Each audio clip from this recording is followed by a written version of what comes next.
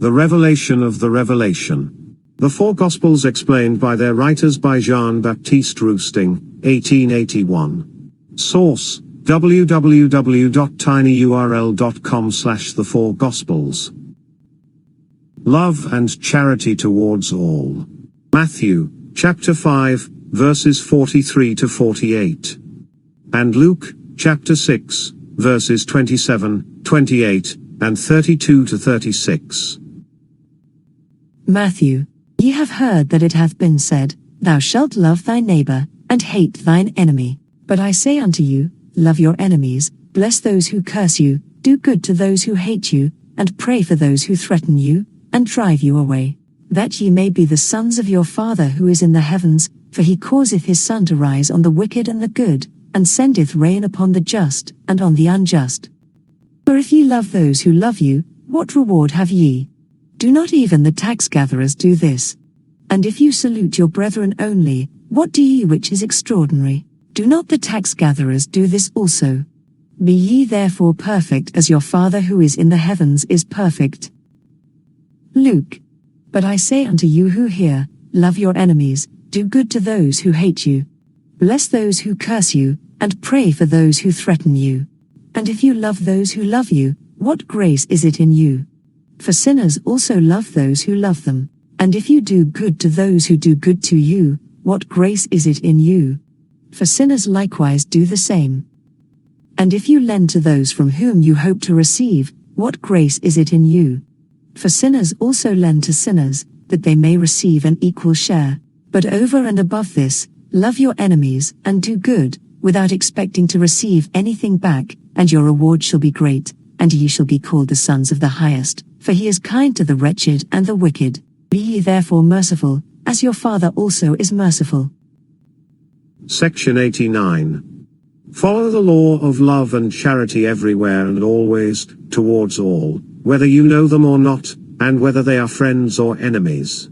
The whole doctrine is included in these words, for the practice of the law of love and charity implies the practice of all virtues and of all duties. If God grants the bounties of nature to all mankind, why should man refuse to share with his brethren what he holds in trust from their common Father? Judgment belongs to God alone. His judgment is perfect, and free from all the private interests which so often warp yours.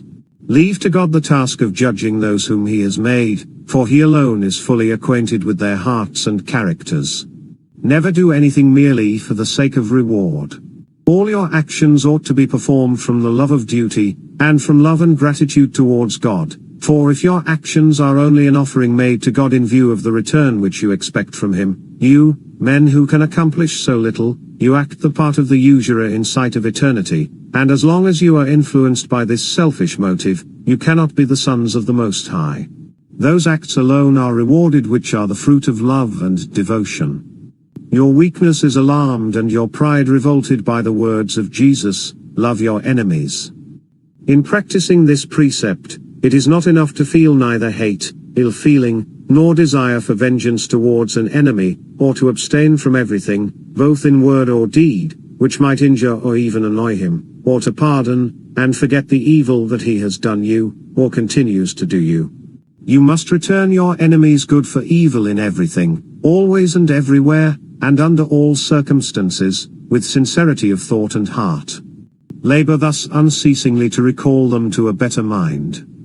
It is needful to do good to those who hate you, sincerely, and with the feeling of universal love which should increase in the heart of man, and bring him nearer and nearer to God. You should bless those who curse you, and pray for those who persecute you and revile you, but with the heart, and not with the lips.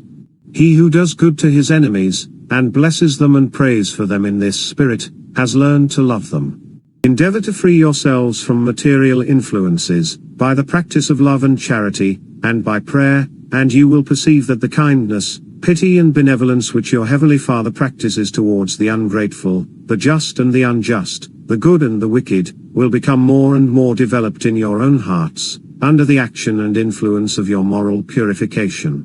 Matthew verse 47, exert and practice with sincerity all the virtues which have been taught you, to lead you to him who is perfect. The new revelation of Spiritism, the revelation of the revelation, and the third and latest manifestation of the goodness of God to men, is the light to enlighten your path, and to give sight to the blind.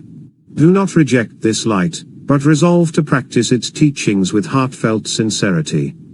The spirits of the Lord will explain and enable you to understand the teachings of Jesus, and inspire you to practice them sincerely, fully and intelligently.